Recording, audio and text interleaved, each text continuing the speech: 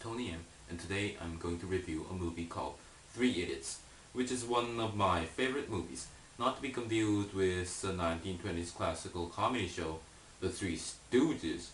The Three Idiots is an Indian comedy film which was directed by Rajkumar Hirani. The movie stars famous Bollywood actors such as Amir Khan. People always think of Bollywood movies as cheap, cliché movies that have nothing really special in them. However, most of these movies are actually pretty good. They have a kind of special mixture of nostalgia and freshness. Three Idiots is a primary example to these types of movies. The story is quite well written and is both comedically and dramatically balanced, though I felt that it was excessively long because of too much character development.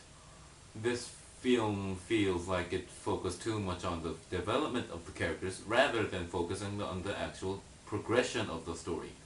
Still, this movie does form a great story because of its excess character development. The story itself is great, so please watch this movie by yourself. You got it?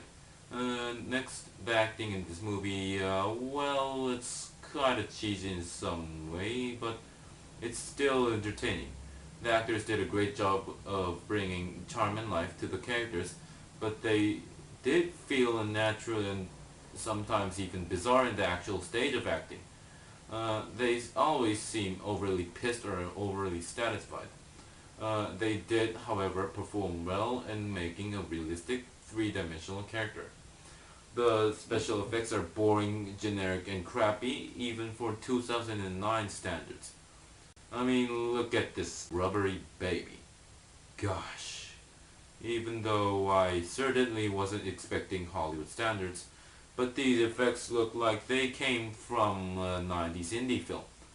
Well, but there aren't really much effects shown in this movie, and these effects can be easily overshadowed by the wonderful story.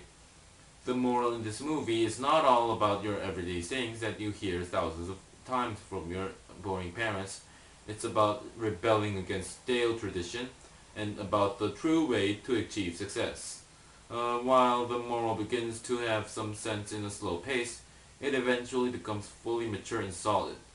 You might ask, why is this one of your favorite movies if you have too much gripes about it? I can definitely say that this isn't a perfect movie. It isn't really even that close to being perfect.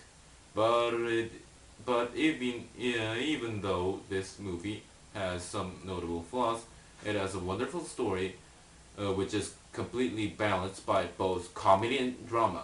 I'd give this movie 8.5 stars out of 10. Bye.